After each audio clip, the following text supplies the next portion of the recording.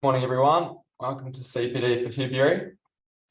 So during the presentation this morning, if you've got any questions, please type them into the chat along the way, and we'll have a Q&A session at the end where we can address them all in one go. So this morning for CPD, we've got Isaac from Massey Uni. Good morning, Isaac. Welcome along.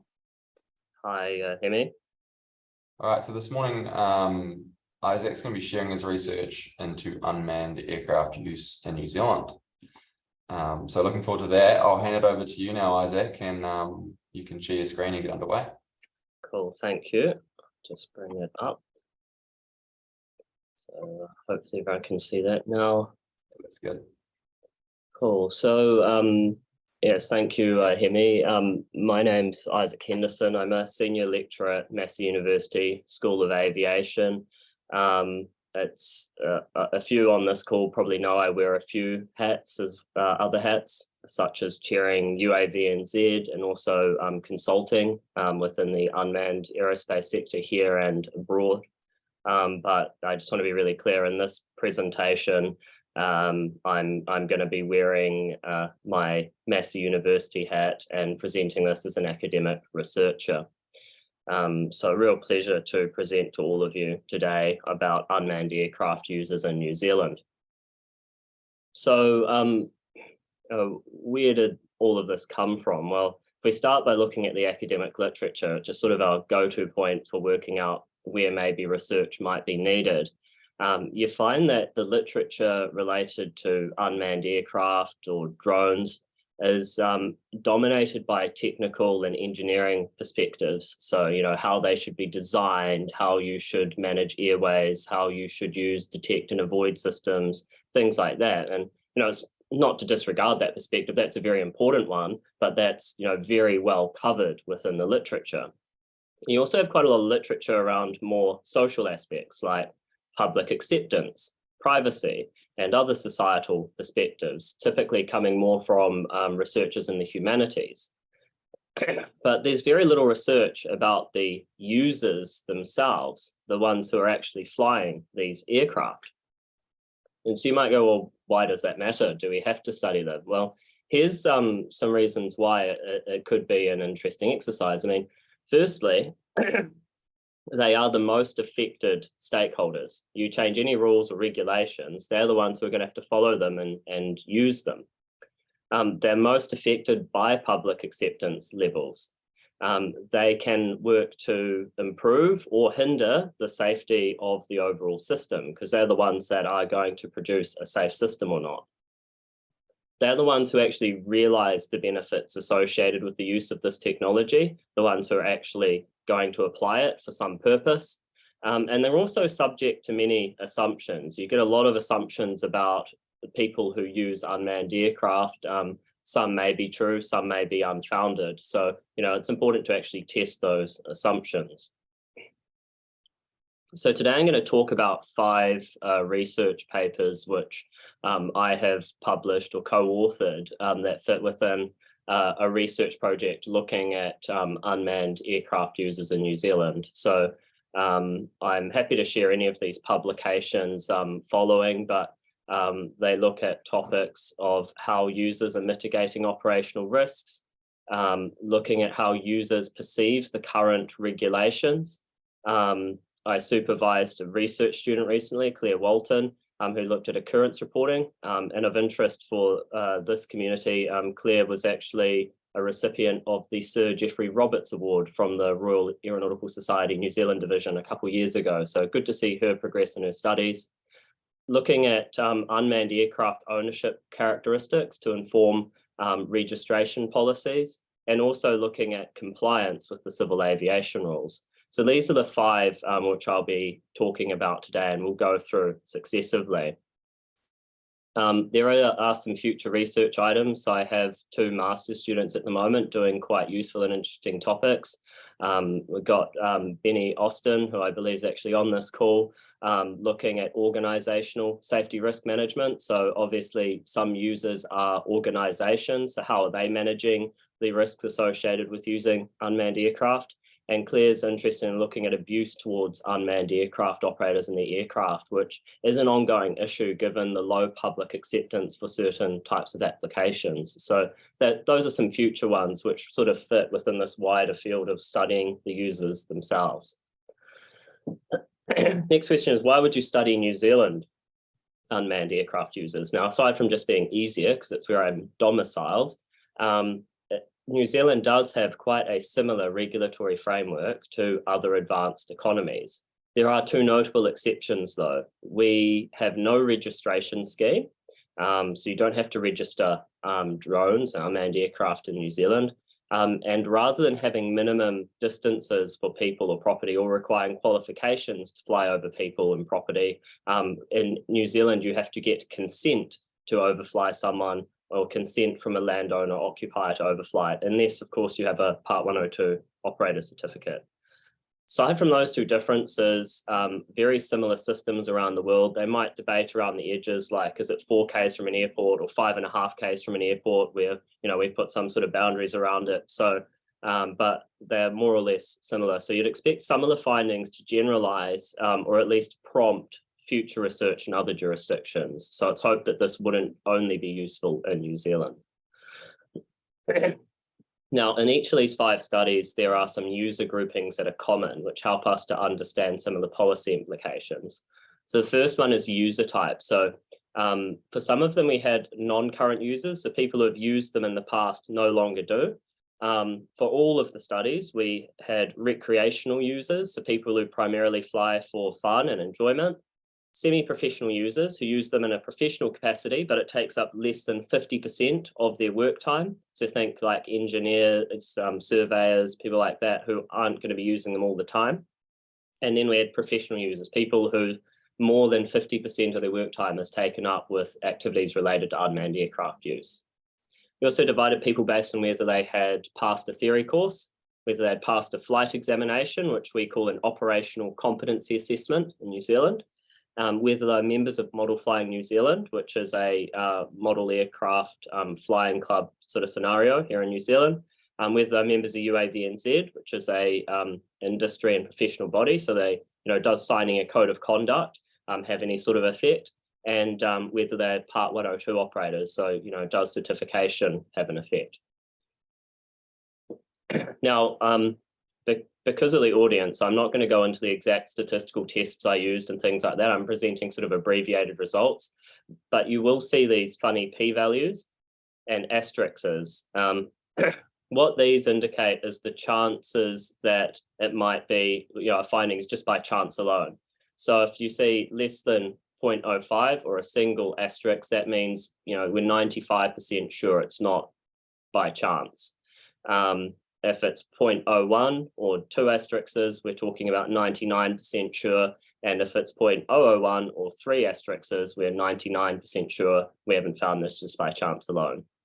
But if you are someone who's a bit of a stats bunny and interested, feel free to contact me afterwards, and I'm happy to go through the exact analyses that we used for the results I will present today. Right, so let's look at the first of the 5, and then at the end we can sort of put it all together. What does it all mean? So the first one's looking at what risk mitigations the users themselves are applying when doing operations. So a bit of background to this, there is growing use of unmanned aircraft, and some of that's recreational in New Zealand. They're quite widely used for photography, for fishing, and there's also a sport called drone racing. And then, of course, we have the existing model aircraft use from aero modelers. There is a developing commercial sector, agriculture, forestry, construction being 3 really big users and really large industries. Government agencies are using them. Councils use them for compliance monitoring of the RMA. They're used for emergency response by entities like FENS. They're used in policing, and the Defence Force also uses unmanned aircraft.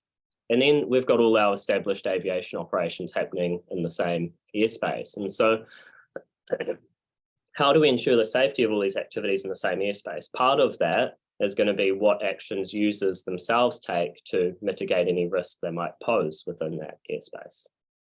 So this study looked at very specific risk mitigations. These are ones which are established either through rules here in New Zealand, or are just things which operators quite widely do. So they're divided here between which mitigate airborne risks, so the chances of collision with another aircraft, and those that mitigate ground risks, so the chances of injuring someone or damaging third-party property.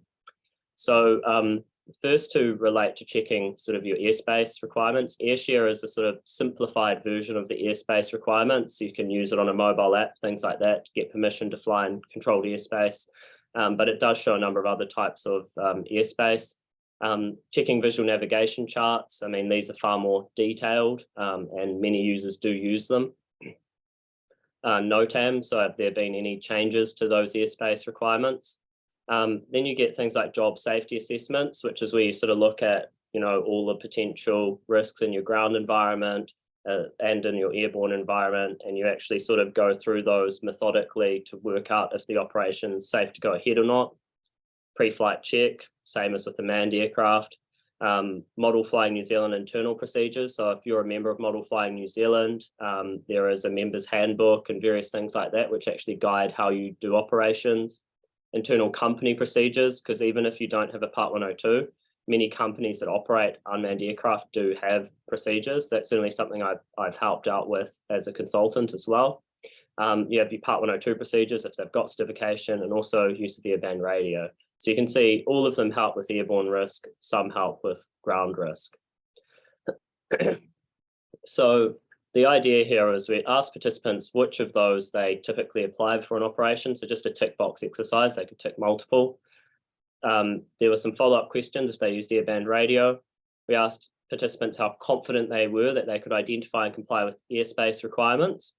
And then we asked them whether they could use AirShare and whether they could read VNCs.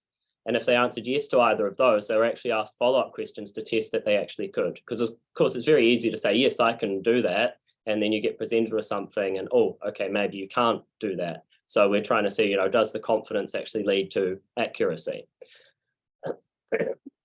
So here's the results for the typical pre-flight risk mitigation. So almost everyone does a pre-flight check. Those who've done a theory course are slightly more likely. So, you know, users are seeing this very much as an airworthiness activity. Because we had quite a few Model Flying New Zealand members in the sample, a number were using those, and that was again more associated with recreational users, Model Flying New Zealand members, and those who've done a theory course in OCA. But when we look at these ones across the top, which are sort of things you'd hope all users would be doing if they're not flying sort of in a shielded area, you know, we've got less than a quarter in each of them.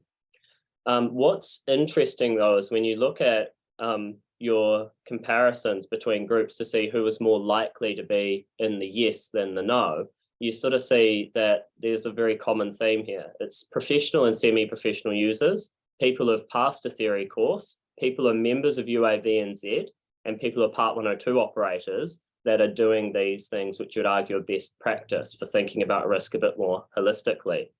Model Flying New Zealand members less likely. And, you know, that's not to say that they aren't doing risk mitigations. It's just they're very reliant on their internal procedures, if you look at this. The company procedures, Part 102 procedures, less numbers, but similar sorts of associations being professional users and the like. You can also tally the number, so 1 to 8, you know, how many a user is applying. And it's a fairly simplistic argument. It's not a perfect one, but the idea is if you're applying more risk mitigations, that's going to be better than less. And so if you actually give everyone you know, the tally, you can compare the number and you find that professional users do more than semi-professional users, and both do more than recreational users. So you've got a very clear hierarchy between the purpose of use and how many risk mitigations they're applying. Those who had done a theory course applied more. Those who had passed an operational competency assessment had done more. Those who were members of UAVNZ did more, and those who were Part 102 operators did more. Model Flying New Zealand members did less. But like I say, we have to caveat that around the fact that they're very tightly bound to their internal operating requirements. And I think it's only an issue if they're operating outside of Model Flying New Zealand sites in terms of that fighting. You just need to contextualize that a bit. We look at use of airband radio.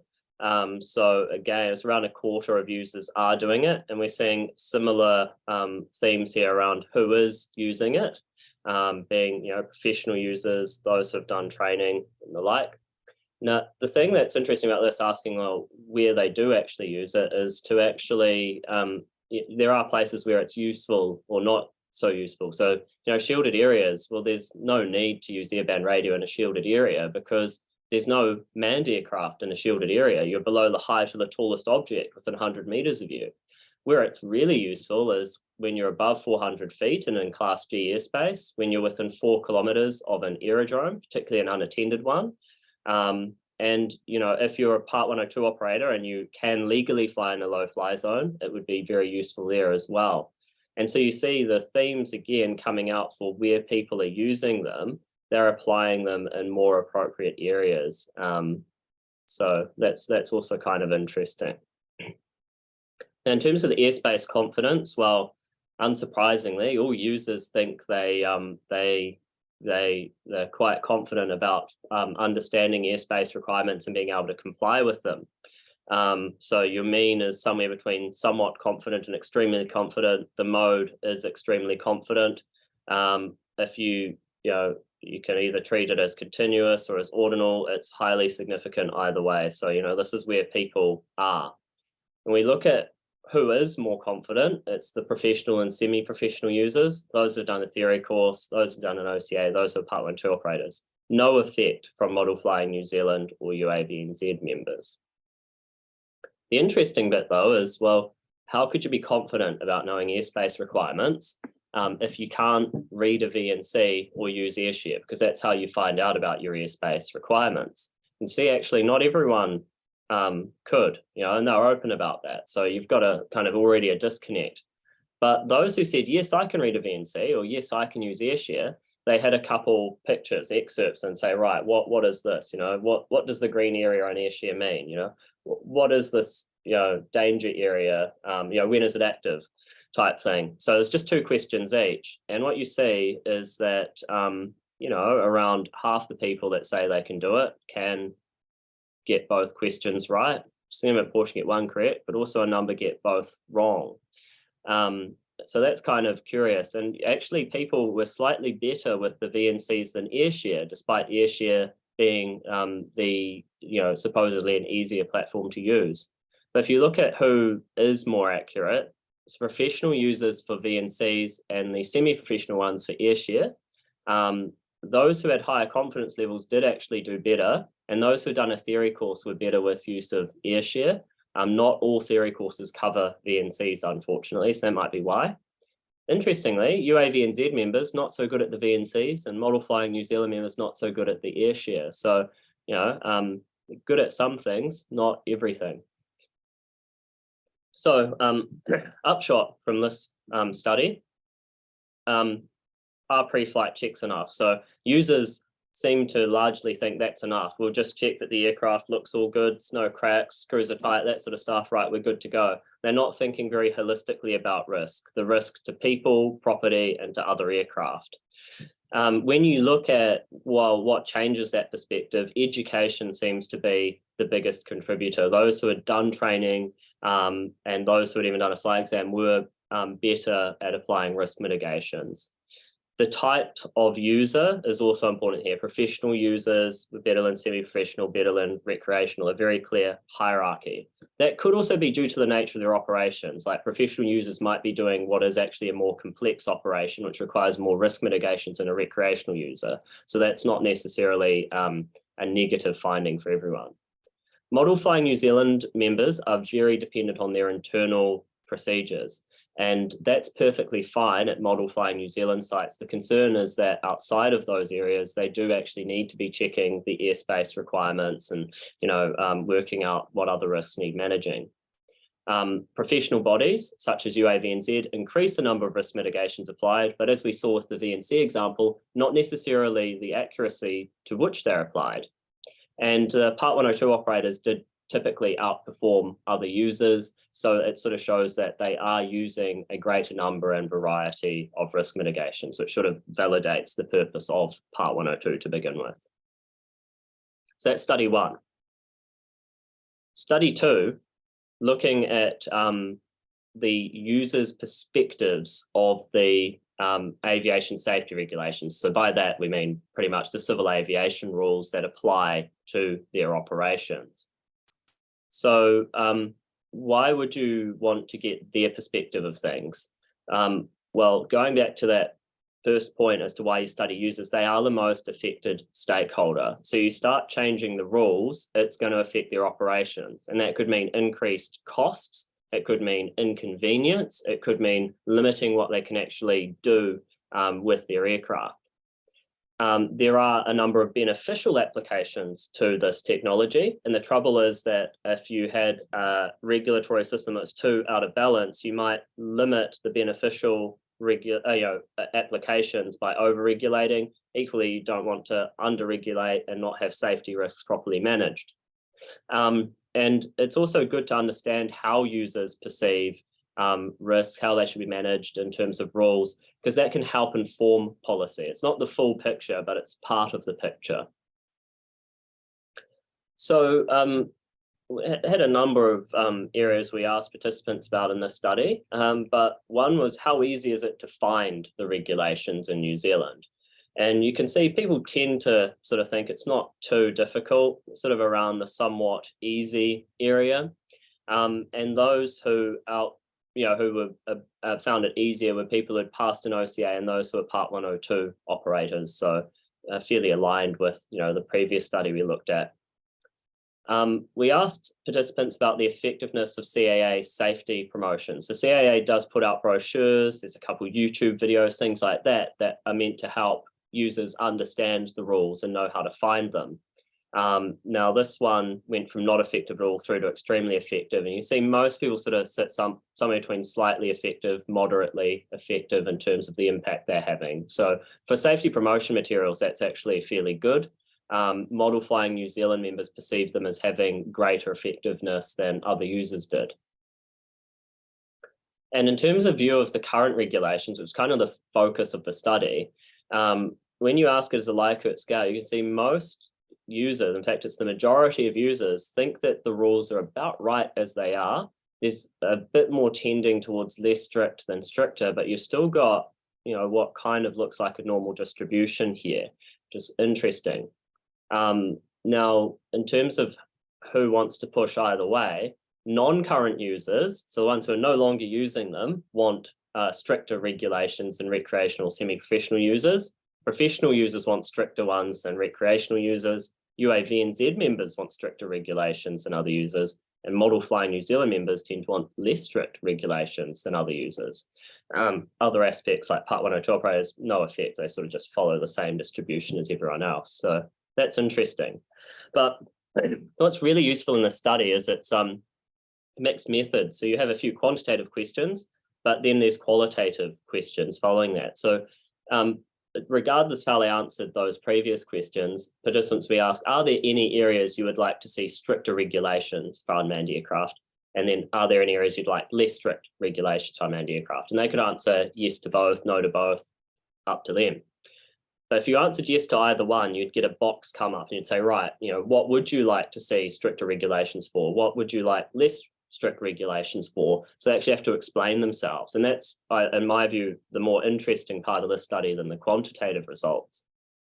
Now, the biggest theme from this was model aircraft and drones are not the same thing in the minds of many users. So remember, this is qualitative and it's free elicitation. They could write anything. They didn't get any prompts about what they might write. And here you've got around, over 10% of users saying, actually, we need stricter rules around drones. And a few people said we should have less strict ones. No one wanted stricter rules around model aircraft, but that'd be about a bit over 5% of the sample wanted less strict regulations about model aircraft. So again, free elicitation, no prompting, this is what they said. And because it's a qualitative study, I pulled out some interesting quotes in it. So, why do they see these as different? So model aircraft, this activity existed for decades with little trouble caused, but irresponsible drone activities have the potential to tarnish the record. Participant 248 said, I don't regard radio control scale model aircraft as a drone. Drones, in my view, are quadcopters, and I think it is extremely unfair to put folk like myself in the same basket as drone users. I don't think they were happy with my study because I called all of them unmanned aircraft, so that might help explain that response. Participant 438 said, separate out recreational model aircraft from drone usage. They are different. Typically, model aircraft is flown from an approved facility. Drones are anywhere. So here this user is not focusing so much on the aircraft, so much as the model aircraft flying environment provided by an entity like Model Flying New Zealand. And similarly, participant 530 wrote, define the difference between a drone, which is basically a computer-controlled flying camera, and a radio-controlled model aircraft, which is flown line of sight only from an approved MFNZ site. So you can see there's a few different perspectives. Some are focusing more on the aircraft, some are focusing more on the model flying club sort of environment. In terms of where people want stricter regulations or less strict regulations, where people wanted stricter ones, it was near airports, outside of registered sites. So, outside of Model Flying New Zealand sites predominantly, for non-Model Flying New Zealand members, and for autonomous or highly automated aircraft. Where they wanted less strict regulations were smaller sized aircraft, so ones like the Mavic here, which is less than a kilogram, probably having different rules applied. Ones that are remotely piloted or manually controlled, those that are flying at very low altitudes, operations over public areas such as parks, council, docklands. Remember, New Zealand's unique in this consent requirement, so some government departments make it very hard to get that consent. So that's probably a very New Zealand specific finding. First person viewer use, so like the gentleman here in the top corner, they've got first person viewer on. So they're like goggles you put over your eyes and you can see where the aircraft's going. And the requirement in New Zealand is you have to have a spotter next to you who's monitoring the airspace and the ground environment while you're doing that. And some people kind of say, well, that's actually inconvenient. It's probably a good reason for having that rule though, because if you've only got this much view and you turn to the side, you don't know what's to the side if you don't have a spotter checking for you. Similarly, users wanted easier rules around beyond visual line of sight flight, where there are no pilots or visual observers that can actually see the aircraft that's being operated. And some argued for less strict regulations for those that have got a qualification. They've done the training, they've passed an assessment. So those are all interesting themes. Some that kind of were mentioned in these, but kind of don't relate strictly to the regulations. Some were saying, well, actually, we need stricter enforcement of the current rules rather than changes to the current rules. Some suggested rules around who can retail unmanned aircraft and who can purchase them. And what was kind of interesting as well is a lot of users, and particularly professional, semi-professional users, raised areas where they wanted stricter rules, but also less strict rules. And they didn't contradict themselves. And that was quite common. If you actually look at where people wanted stricter rules and less strict rules, most of them don't contradict. They're not users arguing with each other. They're users putting up different perspectives which can actually complement each other. And that's a useful thought for regulators, because the tendency is often, oh, we need to make this stricter or we need to liberalize this, but actually you can make some stuff stricter and liberalize other things at exactly the same time. So the implications of this, well, most users think the rules are about right as they are, but many do want changes. The biggest theme was drones and model aircraft being treated differently. And that aligns actually with what's been proposed by ICAO, where in their model UAS regulations, they recommend that model aircraft flying clubs are regulated under Part 149, which is for recreational aviation organizations, as opposed to under 101 and 102, which regulate, unmanned aircraft now. So that user perspective actually aligns well with ICAO's recommended regulations. And most of the other suggestions, they're all reasonable points that could be taken into account, thought about, investigated, and they all align with things which other countries are doing. but the two where, there's good reasons for not sort of freeing up are the BV loss and the FPV operations, because actually you lose all your airspace awareness, and that becomes a big airborne risk if you haven't got proper mitigations in place. So there are good reasons for those being somewhat more difficult to do. Right, study number 3. This one, like I say, was done by a research student of mine, Claire Walton. She's going on to do another piece of research now that'll fit within it, but she's quite passionate about safety management, and I got her interested in the unmanned aircraft side, and she put the two together to look at safety occurrence reporting amongst unmanned aircraft users. So as many on this call will know, occurrence reporting is helpful because it allows you to gather information that may help you prevent more serious occurrences in the future. Reporting is compulsory in a number of jurisdictions, but they tend to have high thresholds for reporting, when it's required in those jurisdictions. There's also voluntary reporting systems, which are confidential in the United States, UK, and European Union.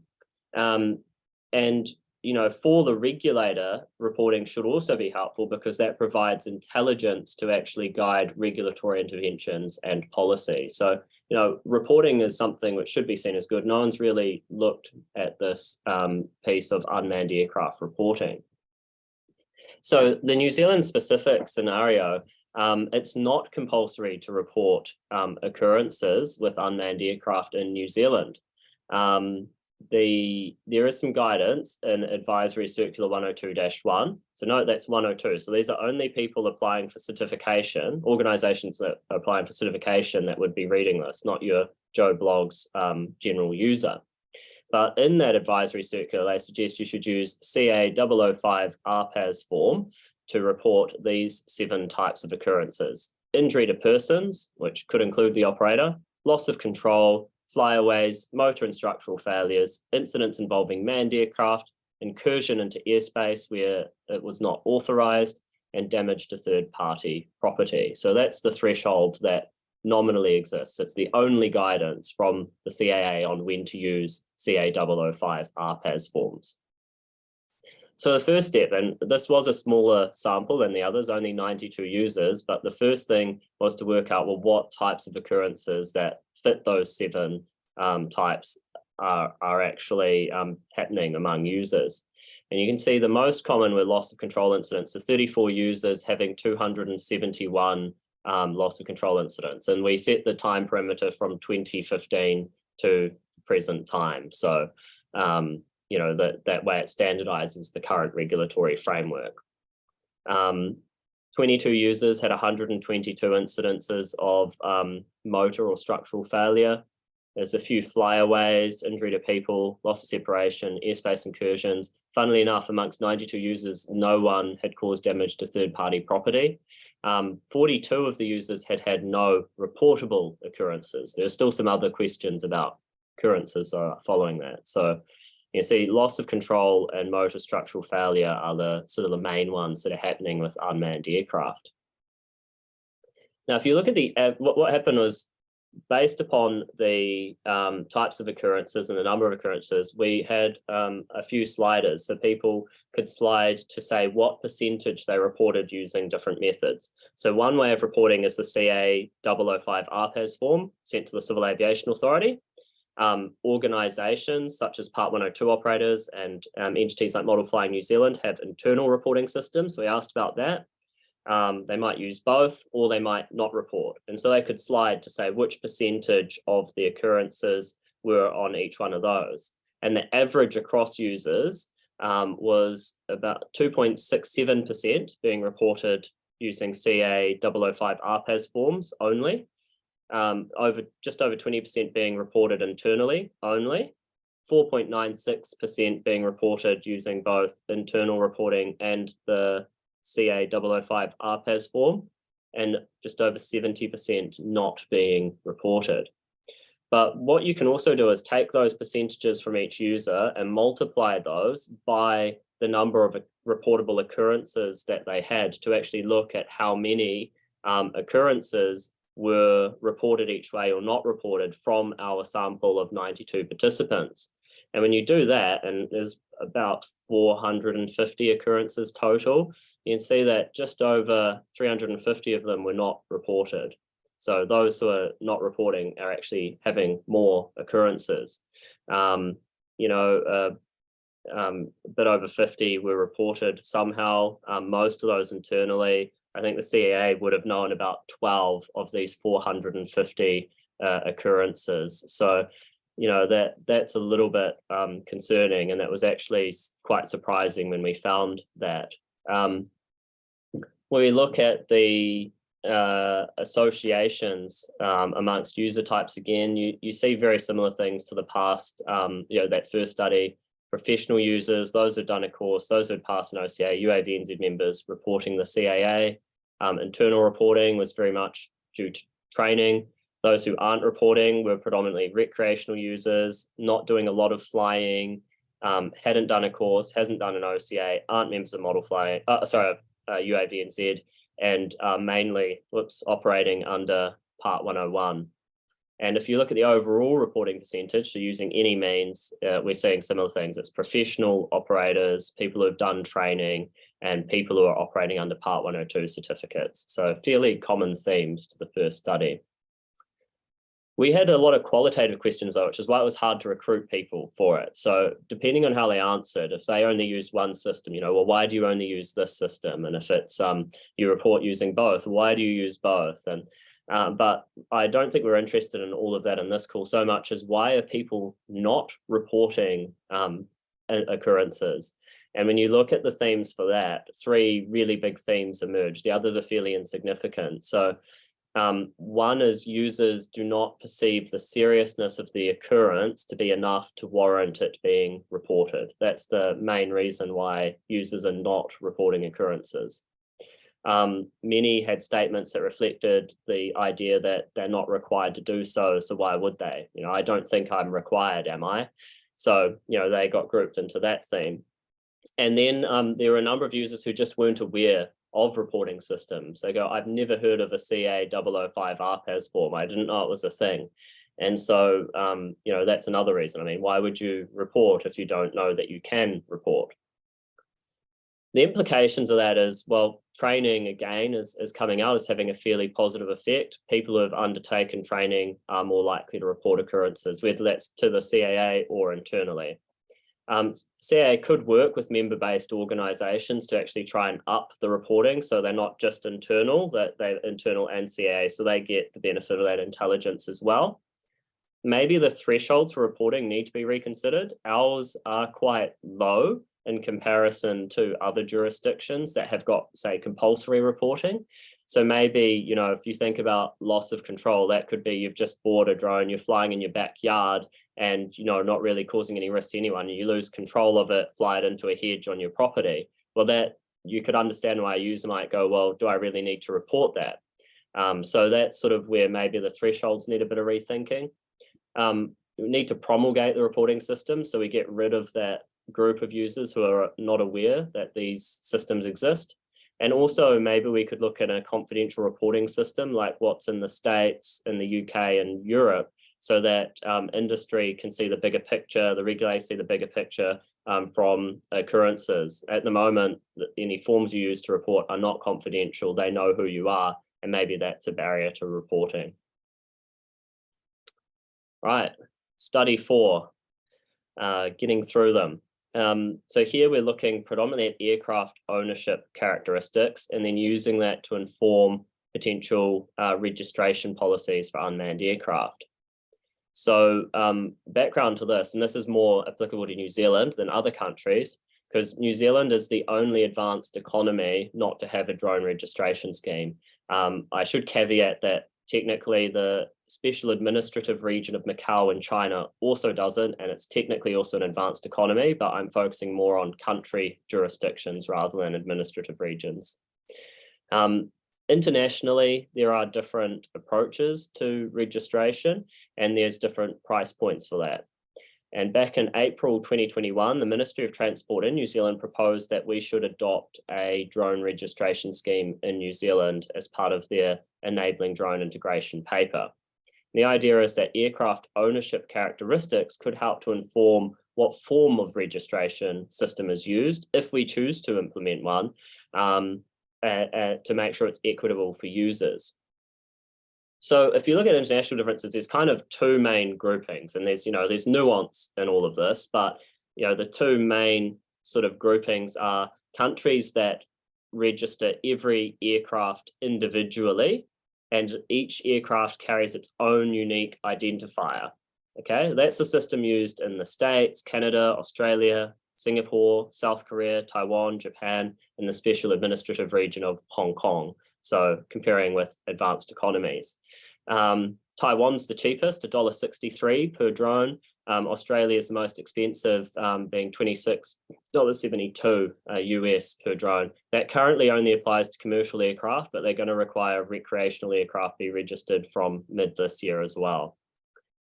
The alternative model is an operator ID type system.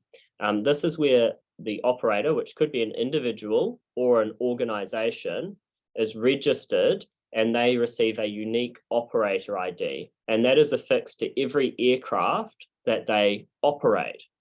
And the costs range. It's cheapest in the UK, other countries that use it are the ones that have publicly available figures. Austria was the most expensive, but this is used across the European Union, the United Kingdom, and it's also used in EASA member states, which includes Switzerland, Norway, Liechtenstein, and Iceland, which are not EU members, but use the EU aviation regulations. So these are your competing systems here, really. If you're going to have a registration scheme, it's going to be one of these two types of systems. So if we start looking at the ownership rate, so over 95% of users have owned an unmanned aircraft at some point before. Just over 93% still own an unmanned aircraft. So there's a little bit of drop off there. Just over 30% of users work for organizations that have owned unmanned aircraft, and just over 24% work for organizations that currently own unmanned aircraft. So most of the respondents were dealing more with personally owned ones. If we look at the table here for the types of aircraft that might own and how many other people are using them, you can see for personally owned aircraft, the median number of aircraft per user was 8 for personally owned ones. And the interquartile range, which is your 25th percentile and your 75th percentile, was 3 and 15. And the range was, of course, owning no aircraft up to the largest was 250 aircraft.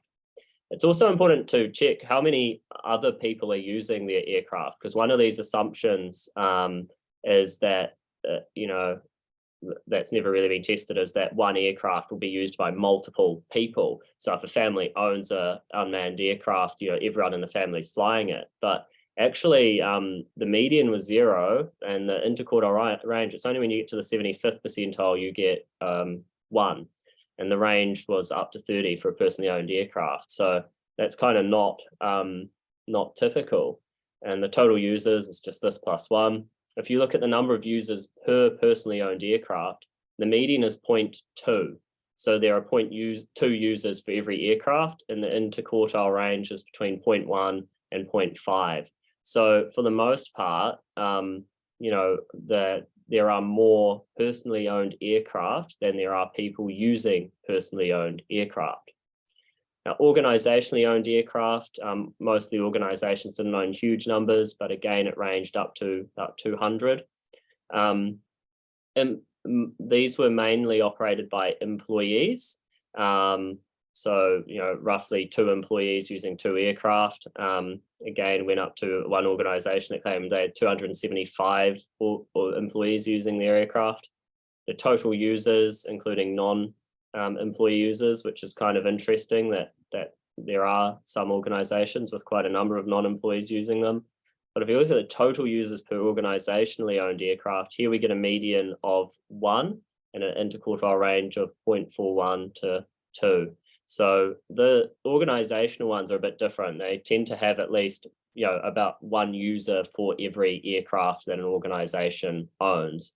So there, in this case, it's kind of equal numbers of users and drones, whereas with the personal use case, there's many more unmanned aircraft than there are actual users of them. So if we look at those differences between users, recreational users are more likely to personally own an aircraft. They own more aircraft than other users.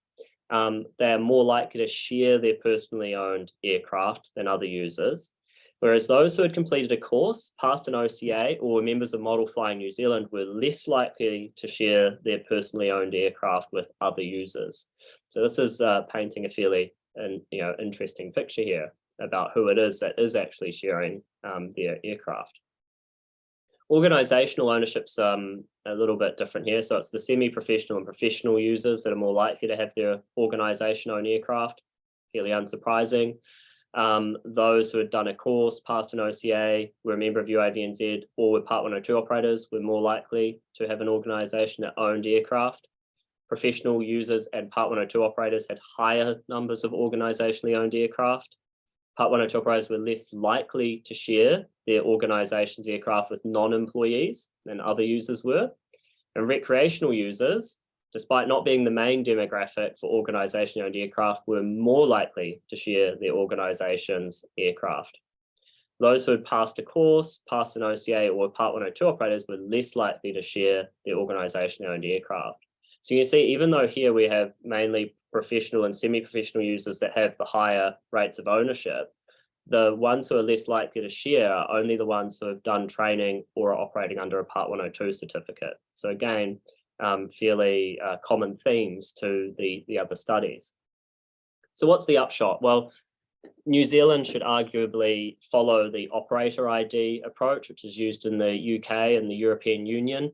That would be more equitable for users. And the primary reason for that is if you've got 0.2 users per personally owned aircraft, then there are more aircraft than there are people using them. So if you ask someone to register each aircraft individually, that would be more costly for users than if you got them to register themselves as an operator, and then they could affix their operator ID to multiple aircraft. Organizations with a median of 1 user per aircraft, you could kind of go other way, but there were still some large numbers of aircraft owned by organizations. So 200 was the max observed for organizational ownership. So if that was, say, $10 per aircraft register, that's now $2,000 to register all of your aircraft individually, whereas to register the organization as an operator would be likely a lot less than that. Model Flying New Zealand members had higher ownership rates, and so it is appropriate to look at an exception for Model Flying New Zealand members flying their own aircraft at Model Flying New Zealand sites. Outside of those sites, it would be sort of unfair to have a special dispensation, but that is actually proposed in the Enabling Drones Integration paper. So this sort of suggests, yes, that's a good idea. Part 102 operators have lower numbers of users per aircraft, but larger numbers of aircraft overall. And so they would also be better off under an operator ID approach. They already pay a lot of money to the CAA to achieve certification, and they already actually have to have unique identifiers in each one of their aircraft. So if you have an operator ID approach, that would cost a lot less than if they had to register each aircraft individually, adding to what is already a significant compliance cost. Right, and the final study, only published sort of a month ago, I believe, looking at user compliance with the civil aviation rules.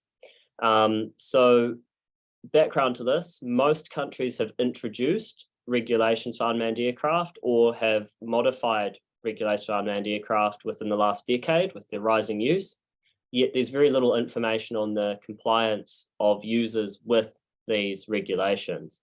Now, there have been some attempts, including in New Zealand. Some of you may be aware of the Colmar Brunton drone research, which was commissioned by the CAA.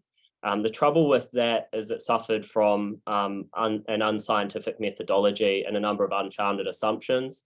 And the classic case is they would go, right, so that they'd find what suburb the individual lived in, and then they'd look at AirShare and go, oh, right, that's in a control zone, that's a restricted area. You can't fly in a control zone, so they must be breaking the rules unless they've asked for permission or things like that. But that's not necessarily the case. The boundaries of suburbs and airspace boundaries don't necessarily overlap. So you've got a bad assumption there. And also there are a number of ways that you can operate in, say, control zones within 4Ks of an airport, things like that, and be completely compliant. There's a lot of nuance in the rules that was never explored in that.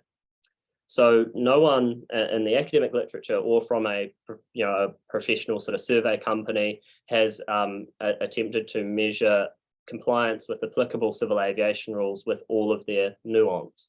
And just to give you an example of what I mean by that, this is just one of the types of rules we're looking at, which is around flying within 4 kilometers of a designated aerodrome. There are actually a number of ways to comply with the rules for that. So one is you could be shielded. So I live within 4Ks of an aerodrome. If I wanted to fly a drone in my backyard, I can't fly above the height of the tallest object within 100 meters of where I'm flying. And there has to be a barrier between the drone and the aerodrome, which is within 4Ks of the house. And I can meet both those requirements. So that would be completely fine and wouldn't pose any danger. If you've got a qualification user spotter and you get agreement from the aerodrome, you can actually fly within 4Ks of aerodromes. That's perfectly fine. If it's a controlled aerodrome, then you just need permission to fly in controlled airspace, which you can get through airshare, be perfectly fine. If you're a Part 102 operator, you will have procedures for flying within 4Ks of designated aerodromes. So you could just follow those procedures and be compliant. And if you're a Model Flying New Zealand member flying at a Model Flying New Zealand site that is within 4Ks of an aerodrome, there will be procedures which are also compliant for that particular site. In fact, some aerodromes are actually mainly used by Model Flying New Zealand members. There's going to be some grey areas, like you're not supposed to fly above runways or active movement areas, but there's nowhere in the civil aviation rules that it has been defined what a active movement area or an active runway actually is. It's usually interpreted as there's an aircraft in the circuit or there's an aircraft about to taxi. So it's going to be an imminent use, but in the absence of a clear definition, we can't really say it's compliant or non-compliant. And then there would be one or two non-compliant options sort of interspersed amongst the options for users. So it might just be something like here, it was just operations other than those above. Well, if it's not one of these, it's not compliant. So yeah, that would be a non-compliant operation within 4Ks of an aerodrome. But you can see we've gone to the bother of having all the nuance of how they might be able to comply.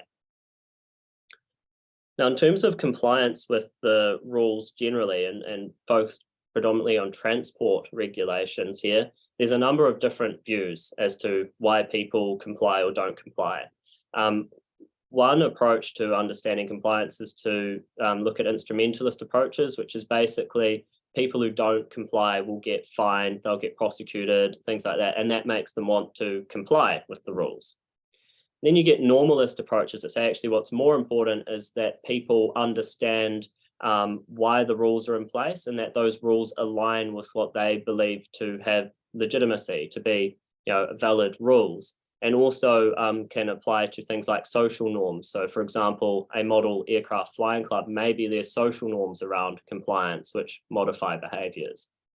Across most approaches, there's this sort of element of cognitive dissonance where people will potentially break rules, but only so far as it allows them to believe that they are still a good person. So the classic example is speed limits. Most people will drive a little bit above the speed limit, say 105, 110, and 100 zone. And people can do that because they're going, yeah, well, I think the speed limit has got some legitimacy, but everyone else is speeding. Actually, the police officer's unlikely to pull me over if I'm going sort of 110 or less. And so you get that, and people aren't going to go there and go, oh, I'm a bad person because I went 5Ks over the speed limit. If you're going 130 Ks, then you'd have much stronger cognitive dissonance if you believe that rule was legitimate, because that's substantially more beyond it. So you see people normalize these ideas of non-compliance. Sometimes people are also not aware of the rules or how to interpret them. The most classic case with unmanned aircraft is Lake Taupo is a designated aerodrome under Part 71. It's over 600 square kilometers, I believe. So, and all of it's a designated aerodrome. So, users often find themselves breaking that rule inadvertently because they're not aware of how to interpret it. They're often just thinking down by the marina is where the aerodrome is. But it's important to acknowledge there's only ever a very, very small fraction of the population that will deliberately break the rules, knowing the risks involved. You know, that's recklessness. It's a different category to just being ignorant or sort of breaking them just a little bit while still trying to be a good person, which is probably where most people fit in if you look at the past research around compliance. So here's the end result. So these are sort of the relevant rules around, you know, night flying, extended visual line of sight. That's where the pilot loses visual line of sight, but there's visual observers that maintain it. Beyond visual line of sight flight, above 400 feet, so you're into Class G airspace. Controlled airspace within 4Ks of a designated aerodrome, over people uninvolved in the operation, over third-party property, or flying an aircraft with a mass of more than 15 kilograms. All of these have got caveats around how that could be compliant or non-compliant. And so you can see, you know, out of these sort of nuanced areas, it's within 4 kilometers of aerodromes, which is being used the most by users, but you've still got around 5% of all users doing a non-compliant operation. A lot of flying over third-party property, again, a reasonable number non-compliant. Whereas controlled airspace, a lot of users are flying in controlled airspace, a very, very small number are non-compliant. And that kind of makes sense because it's very easy to comply. You log the flight on AirShare and they go, yep, that's fine, and you get on with it. Whereas to meet the requirements for these might be a bit more difficult. Above 400 feet, I think there was about 7.5% of people, all users, doing non-compliant operations, a bit over 25% doing them. And you can see it's smaller numbers for the other things. But what is interesting is BV loss, like basically almost everyone who does BV loss operations is doing non-compliant ones, because that can only ever be done under Part 102. And even then, you know, there's not many Part 102 operators with that approval.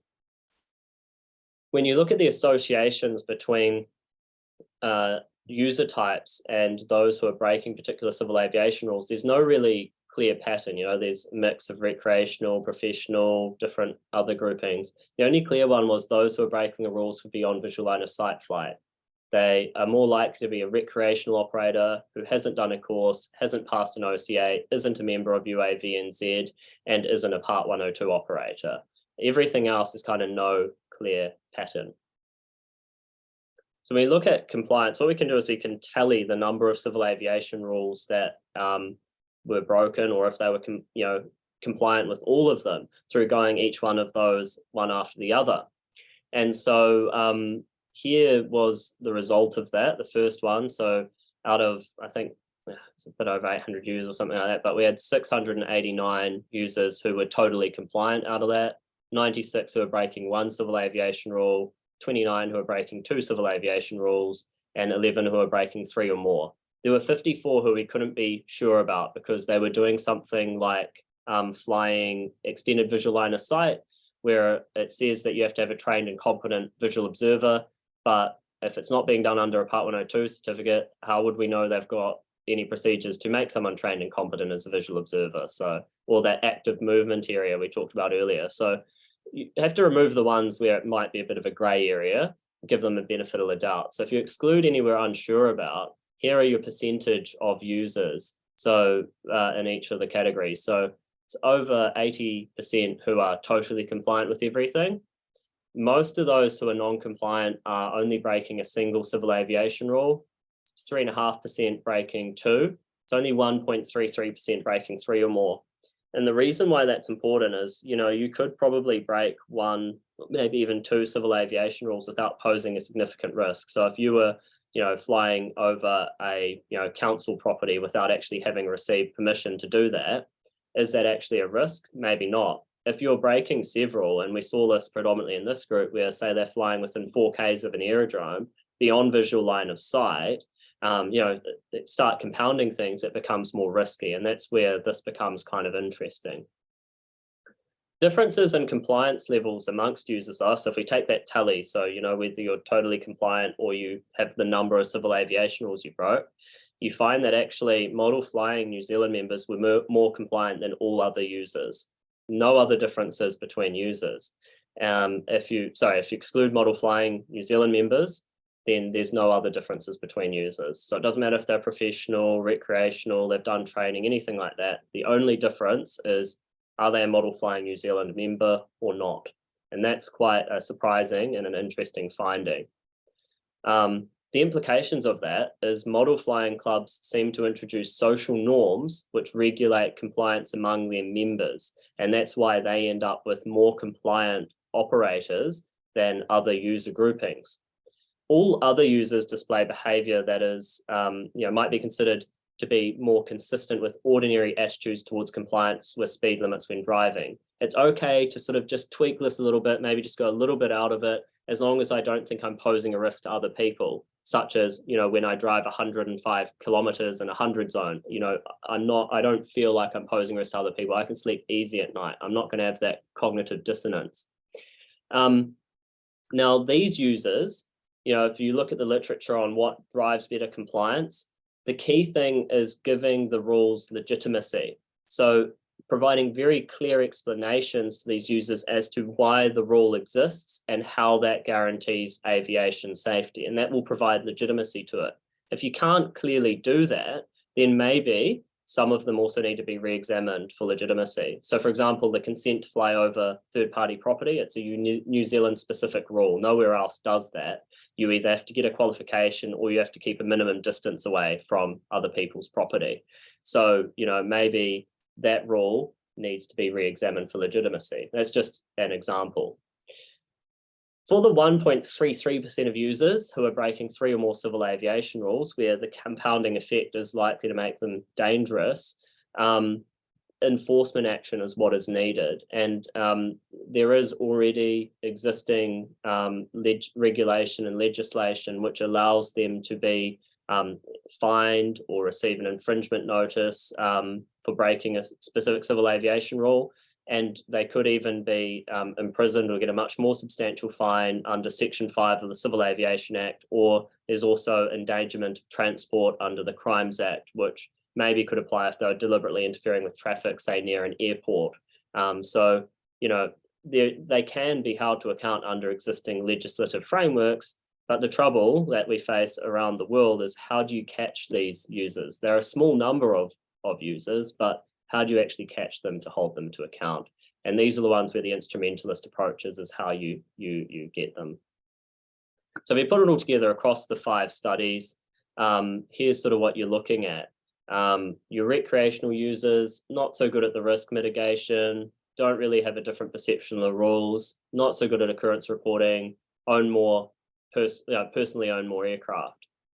Semi-professional users, a bit better at the risk mitigation, not really have any difference of the perception of the rules, a bit better at the occurrence reporting, and they own more organizational aircraft. Professional users, again, better at the risk mitigation. They tend to want stricter rules. They are better at occurrence reporting. They own more organizational aircraft. Non-current users, they excluded from most of them, but they want stricter rules. Those who've done a theory course were better at the risk mitigation, better at occurrence reporting, owned more organizational aircraft. Whoops. Same for those who had done an OCA. Model Flying New Zealand members, a bit of a mixed bag. Not so good at the risk mitigation. They're not quite as holistic, and they want less strict rules. They own more personal aircraft, but they are the only ones that were more compliant than other users when you test user groups against each other from that final study. UAVNZ members, better at the risk mitigation, want stricter rules, better occurrence reporting, own more organizational aircraft, and 102 operators much the same, except they don't seem to have any differences on the perception of the rules. So the big overall things, if you combine them together, model aircraft flyers are not the same as other unmanned aircraft users. And it's not because the aircraft are different. It seems to be the club flying environment that makes it different. They like to internally regulate things. They have social norms which regulate compliance. And so therefore, maybe they should be regulated differently, such as with ICAO's recommendation to regulate model flying clubs under Part 149 as recreational aviation organizations. If we look across the studies, training has a consistently positive effect. It didn't on compliance, but for the other things, it was a positive effect. So having some sort of minimum education requirements, or maybe incentivizing training by offering greater permissions to those who've done training, things like that are potential policy directions to look at. And if we look at your professional users, UAVNZ members, Part 102 operators, they tend to have more professional attitudes, like they want to apply more risk mitigations, they want to report occurrences, things like that. They're not always better in the execution. And we saw that when it came to things like using VNCs or airshare or things like that. So it seems to be more of an attitudinal effect rather than anything else. So how do we translate that into actually a better tangible effect? So look, that's the presentation done. Sorry, it's a bit of a longer presentation, but do feel free to get in touch with me. I'm quite happy to share any of the studies with people who have attended this call. Just send me an email at i.l.henderson@massey.ac.nz. Right, thank you. Thanks, Isaac. Brilliant presentation. Extremely comprehensive overview of the current UAV situation in this country. So that was very cool to see.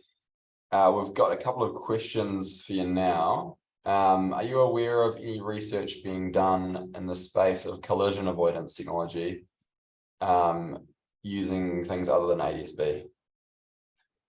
Yes. So, I mean, ADS-B is only good where all aircraft have it and they've got it turned on, all the rest of it. But there are some unmanned aircraft are using primary radar, so actually trying to detect metallic objects.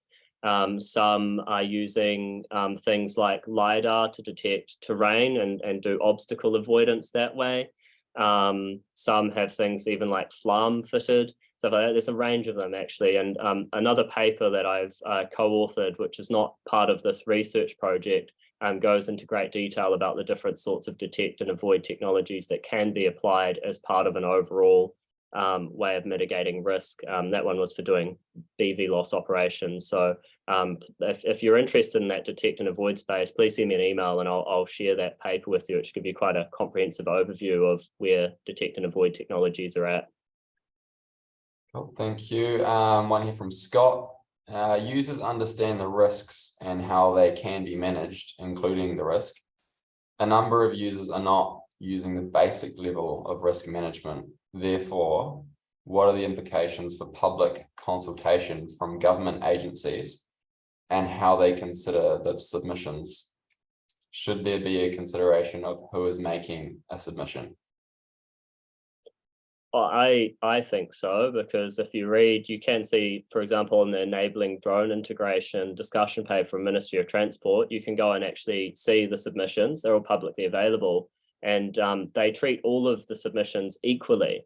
And the trouble with that is I read, there was one guy who wrote a letter about how drones were going to take over the world and, you know, go and attack people and all this sort of stuff. And that was weighted equally to, say, UAVNZ's submission or some of the training providers like Massey or Fly UAV who submitted.